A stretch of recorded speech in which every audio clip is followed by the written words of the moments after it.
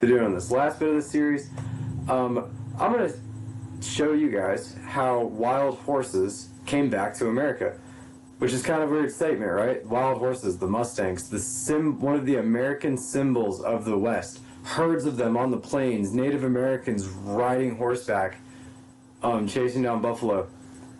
But wild horses, the way we know them, weren't actually here. Horses originated in America and actually died out with the last ice age.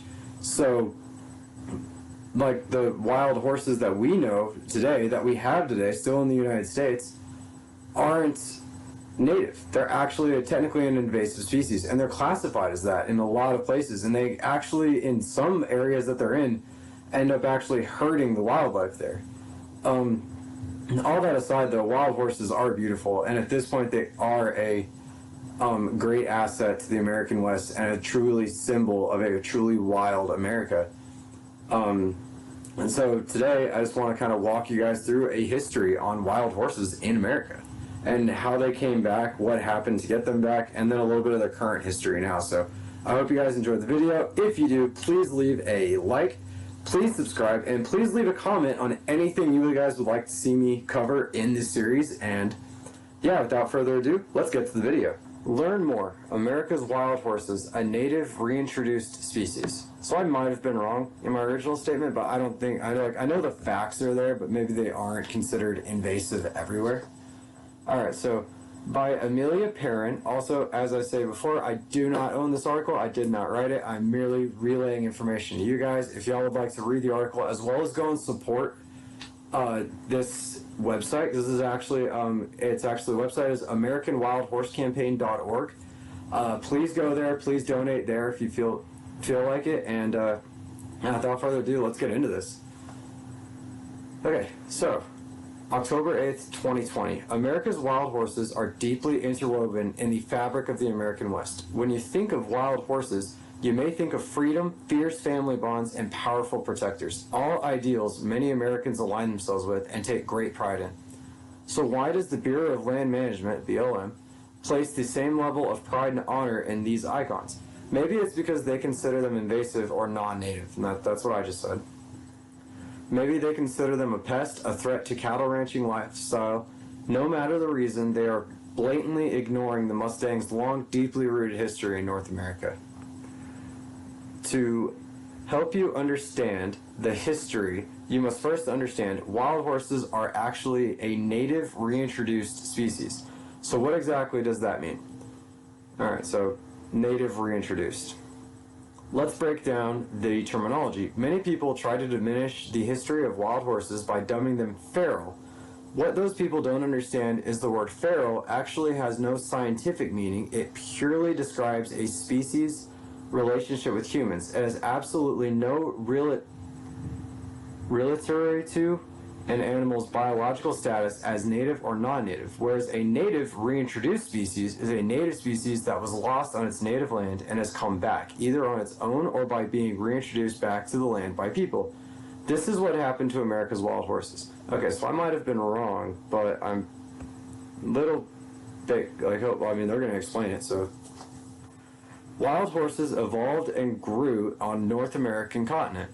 Millions of years ago, during glacial periods when the sea levels would drop, they would move back and forth across the Bering Land Bridge into Siberia. Horses then went locally extinct 12,000 years ago, but they were not globally extinct. In fact, they thrived in Asia and were eventually domesticated 6,000 years ago. Domestic horses spread throughout Asia and Europe, breeding with wild mares along the way. All right. When Europeans came to North America with their horses in the 1500s, they were introducing a native species back to its place of origin. Okay, we're gonna take a break to think about this. So here's my thoughts. It's pretty much what I said in the opening. We brought Mustangs back to the Americas. They left, died out, and now we brought them back. So I wasn't wrong there. So technically, maybe invasive wasn't the right word. I may have been wrong about that. I'm learning just like you guys are. Okay, to put into perspective that you may relate to, think about the popular DNA testing kit. 23andMe. Most people have taken this genetic test or at least know someone who has taken it. The company tests your DNA and traces your ancestry and predicts your physical and health traits. Okay, sorry. This allows you to see your ancestors' migratory paths from all over the world, despite the fact that your forebears were from Europe, Africa, Asia, South America, or anywhere else in the world. You are all the same species, right? This idea is applicable to wild horses who crossed the Bering Land Bridge and then became locally extinct in North America. Despite the local extinction, the same species made a home internationally and then were brought back by the Europeans. These horses had the same genetic lineage as the ones that originally developed in North American continent. They are Equus caballus, in Plains term, horses. Okay, I did not know that. Oh, those are some pretty Mustangs. Scientists working on this project, including Shapiro, have collected more than 500 well-preserved remains and are in the process of recovering their DNA to compare DNA sequence. Shapiro's goal is to sequence DNA from the hundreds to thousands of well-preserved remains across the horses' migratory paths in order to learn how horses dealt with past climate change and to prove how the returned horses are related to the horses that developed millions of years ago on the North American continent. To hear Dr. Shapiro talk a little more in depth about this study, you can watch a little video on her work here. Alright, so if you guys want to see that video, go check out their website. Also, subscribe. There is no question about it, the native wild horses are as American as apple pie. They have a place on our lands, both ecologically and by law. We, as the American public, owe it to the horses to protect and preserve their iconic lives for generations to come. So, basically what they're doing there is they're keeping DNA they're using DNA to prove that the wild horses are actually wild horses. It's not actually, like, enough for me, though. Honestly, I'm gonna see...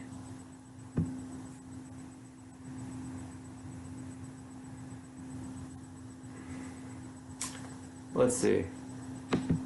avionline.org, maybe? Wild horses as native North American wildlife. We can read this one, too. Didn't quite give me what I was really wanting to do. I found it and I thought it was going to, but I wanted to get more into like the history of how they got here. So I'm pretty sure the Spanish brought them here, but I can't find any documents on that. So let's...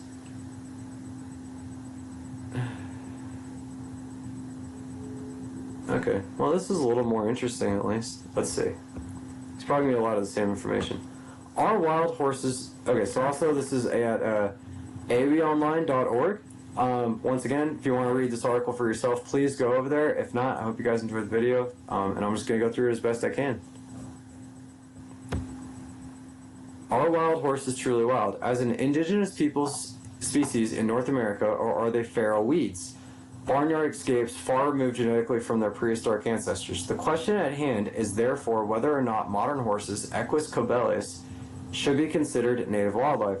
The question is legitimate and the answer important. In North America, the wild horse is often labeled as a non-native or even an exotic species by most federal or state agencies dealing with wildlife management, such as the State Park Service, U.S. Fish and Wildlife Service, and the Bureau of Land Management. The legal mandate for many of these agencies to protect native wildlife and prevent non-native species from causing harmful effects on the general ecology of the land. Thus, management is often directed at total eradication or at least minimal numbers.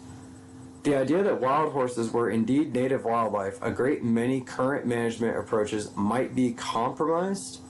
Thus, the rationale for examining this proposition that the horse is a non-native or non-native species is significant. So basically, what I'm going to have to say is, like, wild horses are actually, like, apparently, like, in some trouble.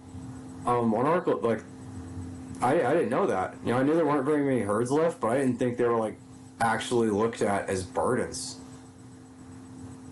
The genus Equus, which includes modern horses, zebras, and asses, that's donkeys, is the only surviving genus in a once diverse family of horses that include 27 genera. The precise date and origin of genus Equus is unknown. but evidence documents the dispersal of equus from North America to Asia approximately 2 to 3 million years ago, and a possible origin at about 3.4 to 3.9 million years ago. Following this original immigration, several extinctions occurred in North America, with additional migrations to Asia, presumably across the Bering Land Bridge, and return migrations back to North America. Over time, the last North American extinction probably occurred between 1300 and 11,000 years ago. Although more recent extinctions for horses have been suggested, Dr. Rose McFay, curator of mammalogy at the American Museum of Natural History, and colleagues have dedicated the existence of woolly mammoths and horses in North America to as recent as 7,600 years ago. Had it not been for previous westward migration over the two Bering Land Bridges into northwestern Russia, Siberia, and Asia, the horses would have faced complete extinction. However, equus survived and spread to all continents of the globe. It actually has one of the largest herds of feral horses in the world. That's kind of sad. In 1493, on Columbus's second voyage to America, Spanish horses, that's what I was looking for. Spanish horses representing E. cabellius were brought back to North America, first in the Virginian Islands, and in 1519 they were reintroduced on the continent in modern-day Mexico, from where they radiated through the American Great Plains after escape from their owners or by pilfering. The critics of the North American wild horse is a native using only selected paleontological data asserts that the species E. cabellius, or the Cabelliad horses, which was introduced in 1519, was a different species from that which disappeared between 13,000 and 11,000 years before. 13,000, 11,000 years before. Herein lies the crux of the debate. However, neither paleological opinion nor modern molecular genetics support the contention that the modern horse in North America is non-native. Equus monophyletic taxon is first represented in North America. Monophyletic taxon is first represented in the North American fossil record about 4 million years ago by E. simplicidensis, and the species is directly ancestral to later Biancan. I'm going to butcher these names. Like, all these biological taxon, I don't know why people can't just call them horses. Like, all of these ancient horses. Species about 3 million years ago. Arzarnal and Valoris, 1990. Azariel, 1992, believed again on the basis of fossil records that E. simplicidensis, I have no idea. Please correct me in the comments. Late Pleistocene Idahoensis, and that species in turn gave rise to the first Cabelliad horses 2 million years ago in North America. Some migrated to Asia about 1 million years ago, while others, such as E. nibirensis, remained in North America. In North America, the diverse breed E. cabellius mexicanus, or the American periglacial horse, also known as E. cabellius liberant. Guys, I might just have to skip these scientific names. Like, I can't. You guys are going to have to go read the article or read them on the screen, because I don't know if I can pronounce all these. Today, we would recognize these later two horses as breeds, but in the realm of wildlife, the term used is subspecies by ecomorphotype, which refers to phenotype physical characteristics within the same species caused by genetic isolation in discrete habitats. In North America, isolated lower molar teeth and mandible from the sites of the Irvington in age appear to be E. cabellius morphologically through most of the Pleistocene epoch. In North America, the commonest species of equus were not Cabelliensis, but other lineages species resembling zebras,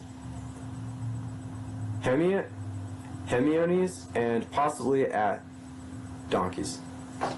Initially rare in North America, Cabelliad horses were associated with stenoid horses, perhaps ancestral forerunners, but certainly a distinct species. Between 1 million and 5,000 years ago, the cabellated horses replaced the stenoid horses because of climatic preference and changes in ecological niches. By the late Pleistocene, North American taxa that can definitely be assigned to E. cobalius are E. cobalius alaska and E. cobalius mexicanus. Both species were thought to have been derived from E. noberniensis. Okay, that was a lot. This is pretty, this one's going pretty in-depth, guys, I'm not going to lie. Thus, based on a great deal of paleontological data, the origin of E. cobalius is thought to be about 2 million years ago, and it originated in North America. However, the determination of species divergence based on phenotype at least modestly subjective and often fails to account for the differing ecomorph types within a species. Purely taxonomic methodologies looked at physical form for classifying animals and plants, relying on visual observations of physical characteristics. While earlier taxonomists tried to deal with the subjectivity of choosing characteristics they felt would adequately describe and thus group a genre and species, these observations were lacking in precision. Nevertheless, the more subjective paleontological data strongly suggests the origin of E. cobalius somewhere between 1 and 2 million years ago. Something tells me to get to what I'm looking for, it's going to be relatively low down here. Might end up having to put a timestamp. I guess I get to learn how to do that. Reclassifications are now taking place based on the power and objectivity of molecular biology. If one considers primate evolution, for example, the molecular biologists have provided us with a completely different evolutionary pathway for humans, and they have described entirely different relationships with other primates. None of this would have been possible prior to the methodologies now available through mitochondrial DNA analysis. So basically, now we can use DNA instead of just what they look like.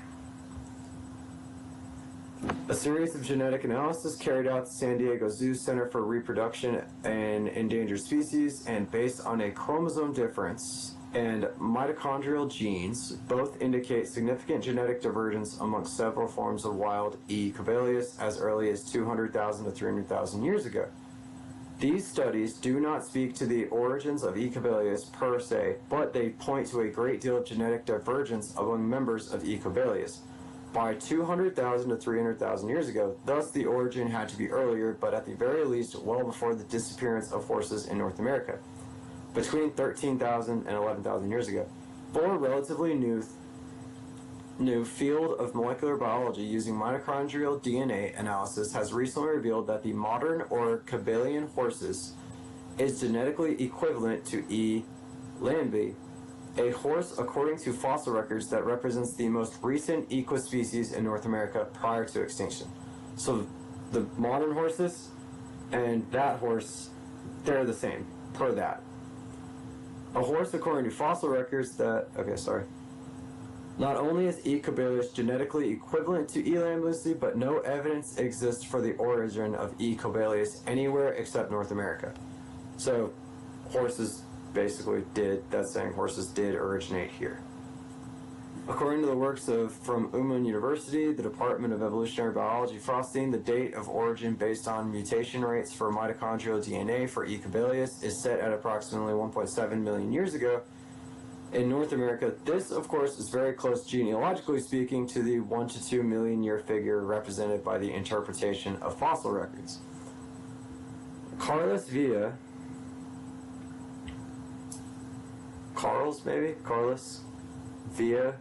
also the Department of Evolutionary Biology at Uppsala University, has corroborated Frostein's work. Villa has shown that the origin of domestic horse lineages was extremely widespread over time and geographically, and supports the existence of the Cabelliid horses in North America before its disappearance, corroborating the work of Berenishik et George A. Ryder and Hayward. So, yeah, we're almost getting to the end, guys. If you're stuck through this far, you gotta hit that like and subscribe button. A study conducted at the Ancient Biomolecular Center of Oxford University also corroborates the consultations of Frostein. Despite a great deal of variability in the size of the Pleistocene equids from different locations, the DNA evidence strongly suggests that all of the large and small Kabylian samples belong to the same species. The author states the presence of a morphologically variable Kabylian species widely distributed both north and south of the North American ice sheets raises this tantalizing possibility that in spite of many taxa named on morphological grounds, most or even all North American Kabylians were members of the same species. So that means like maybe all species of horse, or all the horses they're finding were just this, like just modern horses. In another study, Kruger, using microsatellite data, confirms the work of Frostein, but gives a wider range for the emergence of the Kabylian horses of 0.86 to 2.3 million years ago. At least, however, that still places the Kabylian horses in North America 86,000 years ago. The work of Hofreiter et al., examining the genetics of the so-called E. lambili from the permafrost of Alaska, found that the variation was within that of modern horses, which translates to E. lambii, according to E. lambii actually being E. kabilius genetically. The molecular biology evidence is incontrovertible, and indisputable, but is also supported by the interpretation of the fossil record as well. Finally, very recent work in Orlando, 2009, that examined the domesticated before they were reintroduced, finally, very recent work that examined the evolutionary history of a variety of non-Kabylid equids across 4 continents found evidence for taxonomic oversplitting from species genetic levels. This oversplitting was based primarily on late Pleistocene fossil remains without the benefit of molecular data. A co-author of this study, Dr. Alan Cooper of the Australian Centre for Ancient DNA, stated, "Overall, the new genetics results suggest that we have underestimated how much a single species can vary over time and space, and mistakenly assumed more diversity among extant species of megafauna." The fact that horses were domesticated before they were reintroduced matters little from a biological viewpoint. They are the same species that originated here, and whether or not they were domesticated is quite irrelevant. Domestication altered little biology, and we can see that in the phenomenon called going wild, where wild horses revert to ancient behavioral patterns. Feast and McCullough dubbed this social conservation in his paper on behavioral patterns and communications in the Prior Mountain Wild Horses. The reemergence of primitive behaviors resembling those of the plain zebra indicated to him that shallowness of domestication in horses. The issue of feralization and the use of the word feral is a human construct that has little biological meaning except in transitory behavior, usually forced on the animal in some manner. Consider this parallel. E. Przynski disappeared from Mongolia 100 years ago. It has survived since then in zoos. That is not domestication in the classic sense, but it is captivity, with keepers providing food and veterinarians providing health care. Then they were released during the 1990s and now repopulated their native range in Mongolia. Are they a reintroduced native species or not? That's a good point. I mean, it's technically the same thing, except these were in zoos and these were working on farms, but I mean, really, what's the difference? One actually, some might have had worse lives, I guess. And what is the difference between them and E. kabilius in North America, except for the time frame and degree of captivity? The key element in describing an animal as a native species is one, where it originated, and 2, whether or not it co-evolved with its habitat. Clearly, E6 cobalius did both. Here in North America, there might be arguments about breeds, but there are no scientific grounds for arguments about species. The non-native, feral, and exotic designations given by agencies are not merely reflections of their failure to understand modern science, but also a reflection of their desire to preserve old ways of thinking, to keep alive the conflict between species with no economic value anymore, and the economic value of commercial livestock. Okay, this is getting a little heavy-handed on the livestock part of it. I mean, people do have to make a living too, but maybe not at the expense of, what's going on here. But I'll leave that up to you. That's all a matter of opinion. Native status for wild horses would place these animals under law within a new category for management considerations. As a form of wildlife embedded with wildness, ancient behavioral patterns, and the morphology and biology of a sensitive prey species, they may finally be released from the livestock gone loose application. Okay, this says, please cite as Kilpatrick, JF, and PM Francisco, January 2010, Wild Horses of Native North American Wildlife, the Science and Conservation Center. Oh, so this was a lecture. Okay, yeah, there's a lot. Okay. Well. Yeah. So, yeah, that video ran a lot longer than I thought it was going to be.